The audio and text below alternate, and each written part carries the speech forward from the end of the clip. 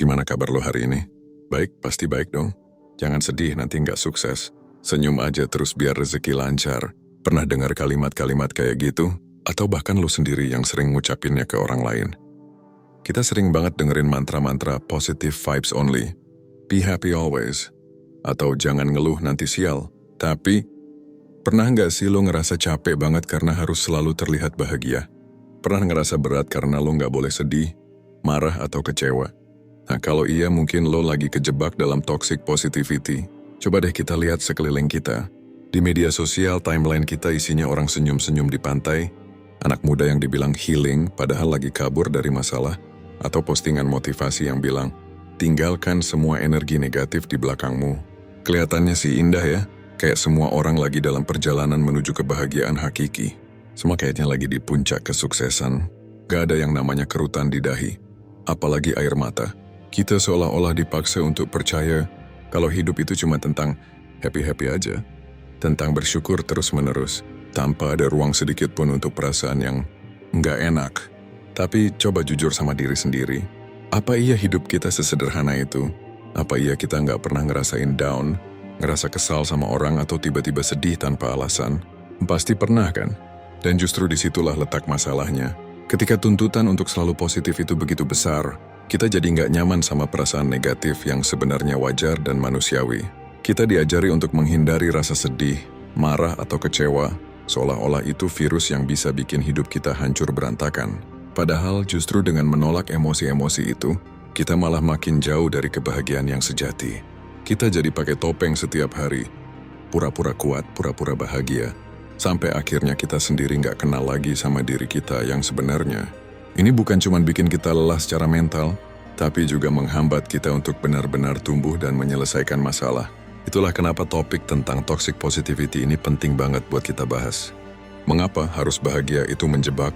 Kita sering banget salah kaprah antara optimisme dan toxic positivity. Optimisme itu melihat sisi baik di tengah situasi sulit, tapi tetap mengakui adanya kesulitan. Kalau toxic positivity, ini adalah keyakinan berlebihan bahwa di setiap situasi, baik buruk, kita harus menjaga pola pikir positif. Lo nggak dikasih ruang buat ngerasain emosi lain selain bahagia atau bersyukur. Bisa jadi karena budaya kita yang kurang ngajarin gimana caranya mengelola emosi negatif. Atau juga karena tekanan sosial, terutama dari media sosial, yang menuntut kita untuk selalu tampil sempurna dan ceria. Kita takut dicap lemah atau negatif kalau nunjukin perasaan sedih atau marah. Dampak paling jelas adalah kita jadi menginvalidasi perasaan sendiri dan orang lain. Ketika lo sedih, terus teman lo bilang, udah jangan sedih, banyak yang lebih susah dari lo. Itu artinya perasaan lo nggak dianggap penting. Lo jadi merasa bersalah karena sedih, padahal sedih itu wajar. Akibatnya emosi itu bukannya hilang, malah numpuk dan bisa meledak kapan aja. Atau justru bikin lo stres dan depresi. Penting banget untuk kasih ruang buat semua emosi. Anggap aja emosi itu kayak cuaca. Nggak selalu cerah, kadang mendung, kadang hujan badai. Itu semua wajar dan bagian dari kehidupan.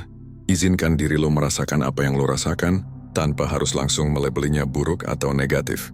Toxic positivity bikin kita nggak mau belajar dari kesalahan atau kesulitan. Kalau semua harus dipandang positif, kapan kita bisa introspeksi dan mencari solusi yang nyata? Contoh, lo gagal ujian, terus teman lo bilang, udah positif aja, pasti ada hikmahnya. Ya memang ada hikmahnya, tapi kalau lo nggak ngevaluasi kenapa lo gagal, lo nggak akan pernah tahu di mana letak perbaikan yang harus dilakukan. Kita kadang terlalu takut menghadapi kenyataan pahit. Lebih mudah bilang positive vibes daripada berhadapan dengan masalah sebenarnya. Ini semacam mekanisme pertahanan diri, tapi yang justru merugikan dalam jangka panjang. Lo jadi nggak bisa problem solving dengan efektif. Lo cenderung mengabaikan masalah, bukan menyelesaikannya. Selain itu, ini juga bisa bikin hubungan lo sama orang lain jadi renggang. Orang yang lagi berjuang jadi merasa nggak dimengerti. Kalau lo selalu nyuruh mereka bahagia aja. Mereka justru butuh didengar dan didukung, bukan disuruh-suruh. Daripada bilang positif aja. Coba bilang, gue tahu ini berat, gue di sini buat lo. Atau apa yang bisa gue bantu? Validasi perasaan orang lain dan berani untuk menghadapi masalah, bukan cuma menutupinya dengan senyuman palsu. Bahaya penolakan emosi negatif. Kita diajari untuk menekan emosi negatif. Jangan nangis, nanti diketawain. Atau udah, jangan marah-marah terus, nanti cepet tua. Padahal emosi itu sinyal penting dari tubuh dan pikiran kita. Ada kepercayaan keliru bahwa menunjukkan emosi negatif itu tanda kelemahan atau bikin kita kelihatan nggak profesional. Kita takut dihakimi atau ditolak kalau nunjukin sisi rentan kita. Ketika emosi negatif ditekan, mereka nggak hilang, tapi malah menumpuk dan bisa memicu masalah kesehatan mental dan fisik. Bisa jadi kecemasan, depresi, atau bahkan psikosomatis. Selain itu, lo jadi nggak tahu apa yang sebenarnya lo rasakan, dan ini menghambat lo untuk memahami diri sendiri. Belajar untuk mengenali dan merasakan emosi lo. Nggak perlu langsung menganalisisnya, cukup rasakan. Nggak apa-apa kok marah, nggak apa-apa kok sedih. Itu bagian dari hidup. Setelah lo merasakannya, baru lo bisa cari cara sehat untuk menyalurkannya. Membangun resiliensi yang sehat. Banyak yang percaya kalau jadi kuat itu berarti nggak pernah patah atau sedih.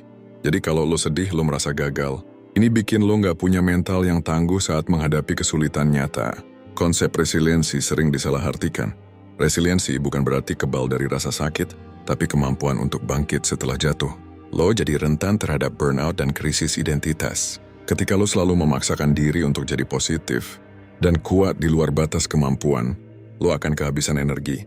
Lo juga mungkin akan merasa nggak jadi diri sendiri, karena terus-menerus memakai topeng kebahagiaan. Resiliensi yang sehat itu dibangun dari kemampuan lo menerima kenyataan, merasakan sakitnya, belajar dari pengalaman, dan kemudian bangkit lagi.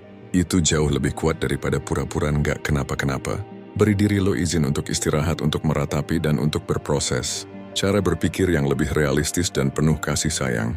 Kita cenderung menghakimi diri sendiri dan orang lain saat ada emosi negatif. Kita sering banget bilang, duh kenapa sih gue sedih terus? Nggak bersyukur banget. Kita tumbuh di lingkungan yang seringkali kurang mengajarkan kita tentang self-compassion atau kasih sayang pada diri sendiri. Kita lebih terbiasa mengkritik daripada mengapresiasi perasaan kita. Ini bikin lo hidup dalam lingkaran rasa bersalah dan malu. Lo merasa nggak cukup baik, dan ini bisa menghambat lo untuk berkembang atau mencoba hal baru karena takut gagal dan merasa negatif lagi. Ganti narasi dalam kepala lo. Daripada, gua nggak boleh sedih, mencoba ganti jadi, gue sedang sedih. Dan itu nggak apa-apa. Gue akan melewatinya. Perlakukan diri lo sendiri seperti lo memperlakukan sahabat terbaik lo. Dengan kebaikan, pengertian, dan tanpa penghakiman. Terima kalau nggak semua hari itu cerah. Dan itu adalah bagian dari perjalanan hidup. Jadi kebahagiaan sejati itu bukan berarti nggak pernah sedih, nggak pernah marah, atau nggak pernah kecewa. Kebahagiaan sejati itu justru ketika lo bisa menerima semua spektrum emosi yang lo rasakan. Lo bisa sedih, bisa marah, bisa kecewa, tapi lo juga tahu gimana cara mengelolanya, dan akhirnya bangkit lagi dengan lebih kuat. Stop memaksakan diri lo dan orang lain untuk selalu bahagia. Beri ruang untuk semua emosi, karena disitulah letak keberanian yang sesungguhnya.